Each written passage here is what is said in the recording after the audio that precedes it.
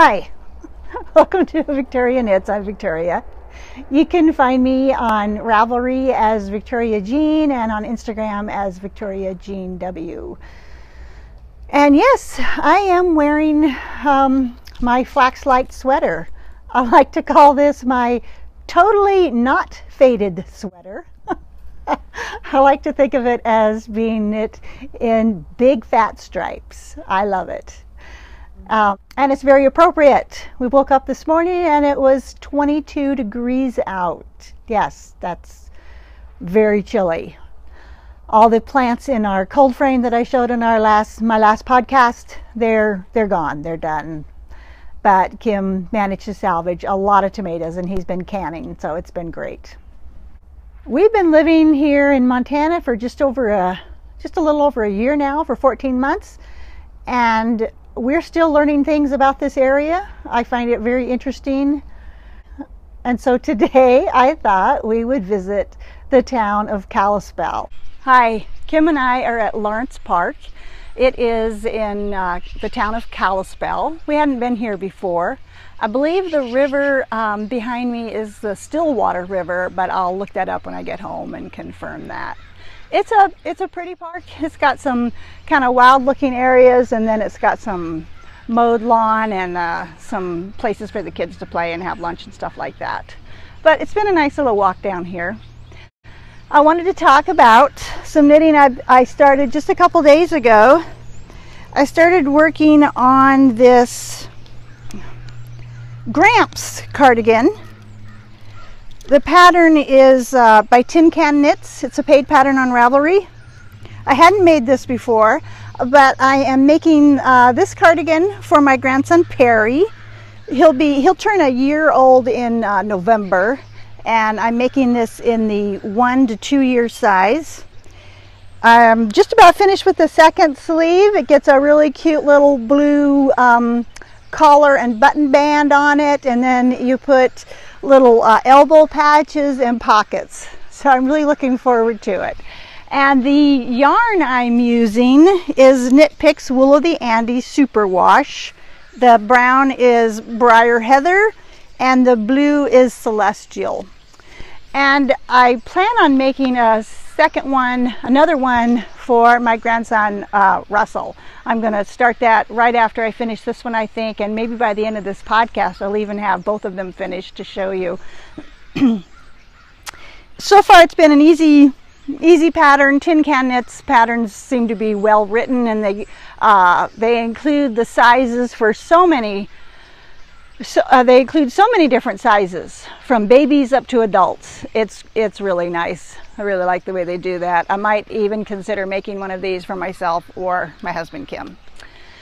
The other thing I wanted to mention was what I haven't mentioned lately in my podcast is my Christmas knitting. And if you'll recall, if you've been watching from the start, that's why I started this podcast.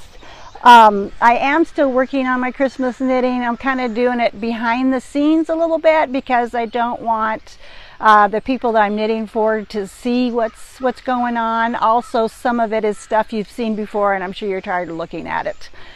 Namely those socks everybody has seen if you've been watching my podcast. So anyway, it is still going on, and I think probably towards the end of the year I will upload a podcast of all the Christmas knitting I did this year and show it all. So I think that'll be kind of fun. You may notice it's smoky behind me. It looks kind of foggy or something. It is smoke, and I will talk about that later on in the podcast too. Hi, Kim and I are at Lone Pine Park. Lone Pine Park overlooks the town of Kalispell. It's right behind me. I know it looks a little smoky. The view isn't quite as nice as it should be, but you can see the Mission Mountains run along here, and right directly over there are the mountains of Glacier National Park, where the park starts, which is about a 40-minute drive from here.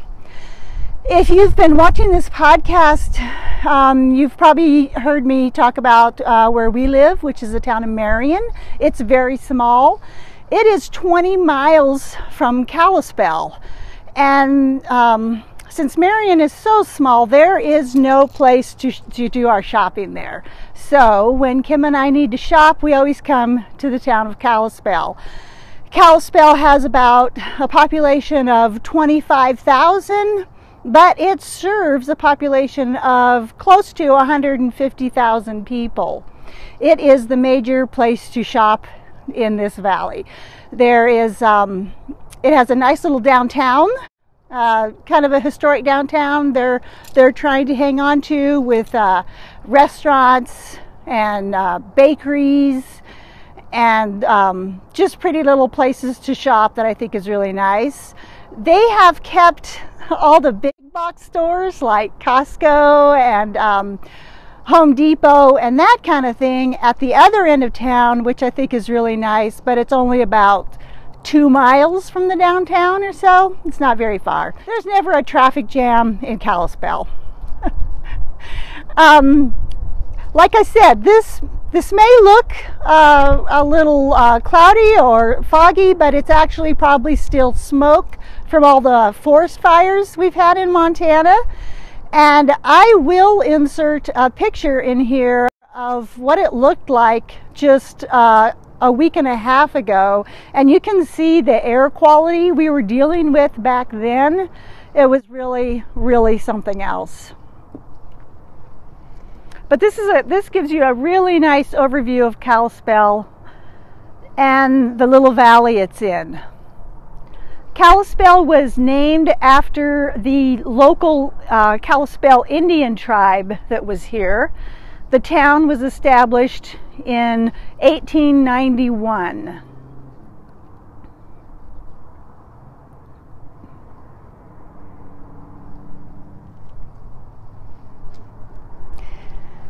And I'll show you my finished Exordium shawl.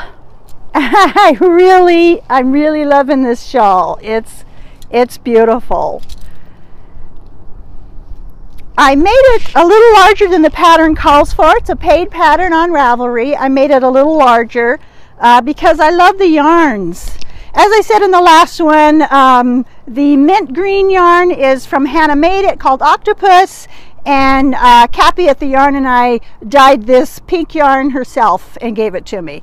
I like this pattern because you can just do whatever you want. She has like there's a garter stitch, and then there's a striping part, and then there's this nice little slip stitch thing in here. So you can just mix it up and do whatever looks good to you. So I altered it a little bit from the pattern, not a whole lot, but gosh, I love the way it turned out. I highly recommend this pattern on Ravelry. Hi. Kim and I are at the Conrad mansion. This house was built by Charles and Alicia. She went by the nickname of Letty Conrad. They were two of the founders of the town of Kalispell. I guess according to the history, there was a small group of people who helped found this town, and they were two of them. They had this house built. It took 3 years to build it. They started it in 1893 and it was finished in 1895. It has 13,000 square feet and 9 bedrooms. It also has fire hoses on each floor. It was quite the feat when it was built. Very up to date. Now they offer tours through this house. It kind of comes with a slightly sad story. Charles and Alicia's youngest daughter, whose name was also Alicia, ended up owning this house after her parents died, and she lived in it. But her brother managed to go to the bank and take out a loan against a house that he did not own, and threw her into a lot of debt. She ended up living on the property in a small mobile home because she couldn't afford to live in the house anymore. Luckily, she did save a ton of the original furnishings. It has 90% of the original furnishings inside, so it makes for a really great tour of the times. she managed to donate this house to the city of Kalispell, and luckily they accepted her donation. There was a lot of upkeep, I guess, involved to turn it into what it is today, but it's a great tourist attraction and it's a lovely home. So I had that giveaway in the last podcast, and for this lovely Lavender Mountain Yarns that was so nicely donated by Ron and Linda.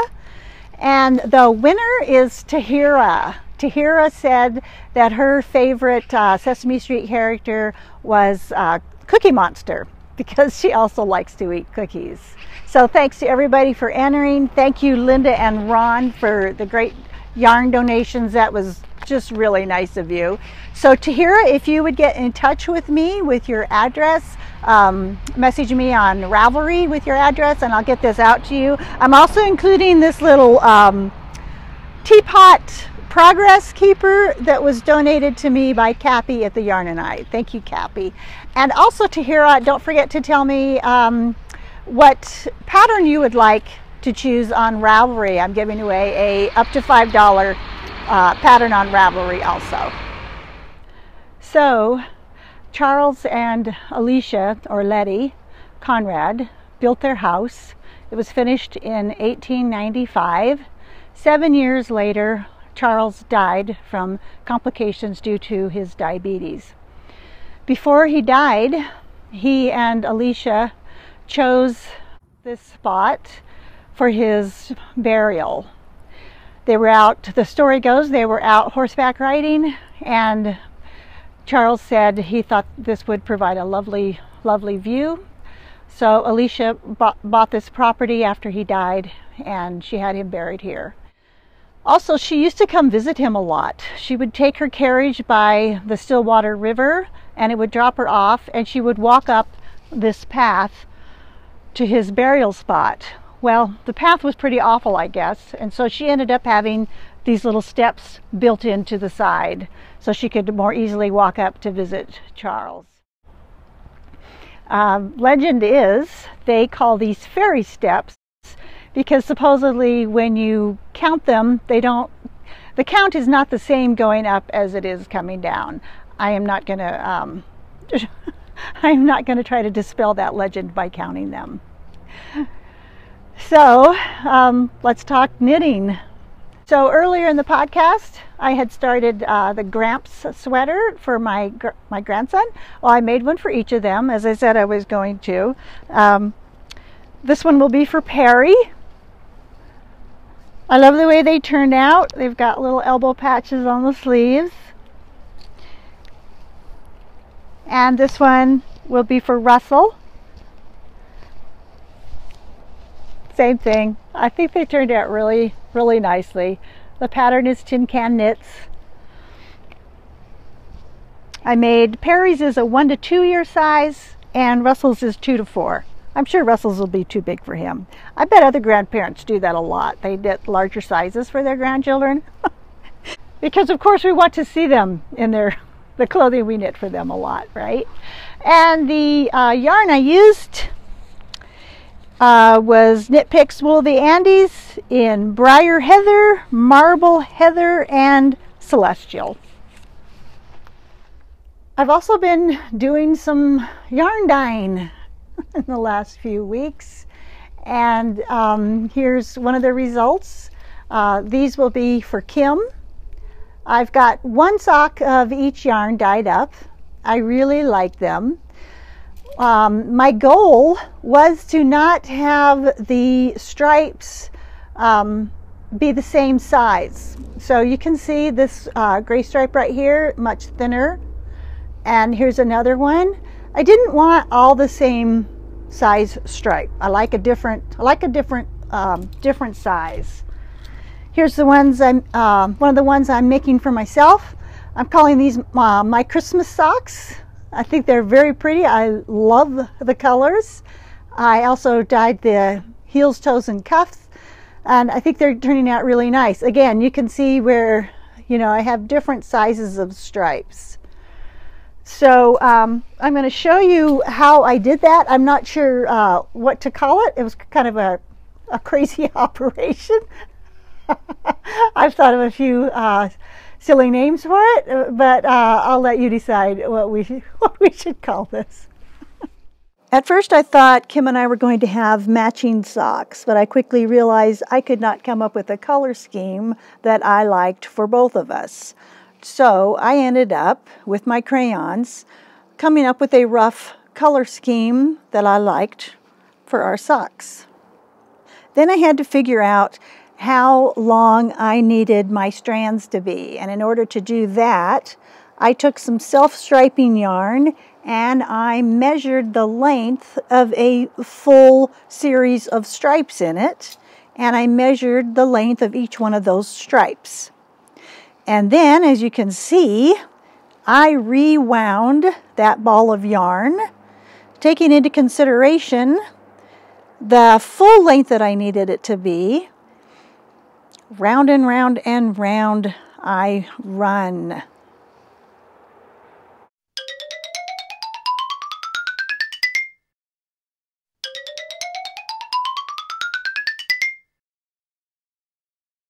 Then you've got your yarn wound up in this big long length. You need to start measuring where your stripes begin and end and measure that distance. You need to mark it and tie it really well so you can understand it later.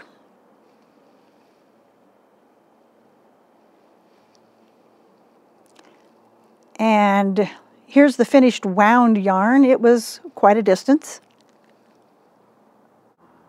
I used food coloring to dye these, and I used the canning jar to put the jars in with the dye inside. I marked all the jars with the name of the color I was going to put in them, and then I just dropped that section of yarn into the canning jar with the dye. And I don't know, maybe the term for that would be caveman dyeing or backwoods dyeing. I don't know, but it worked out okay. I love the results. And yeah, I would do it again. Next time I think I will try doing it indoors, slightly differently, but I'll show that sometime. Also, I haven't showed another project I got finished. I did these socks for my pen pal Patty from 4 boys and an NL girl. Hi Patty. She's in Newfoundland in Canada, and I've already sent them off to her. So having a pen pal has been really fun. I'm glad I joined Lucky Jenny and Pause for Stitches little pen pal Cal. It's been really enjoyable. I've enjoyed it quite a bit so far. So I think the next segment is going to be the off the porch, and I think that's it. So thanks for watching. Hit the subscribe button if you feel like it. Thumbs ups are always appreciated, and goodbye from Montana again.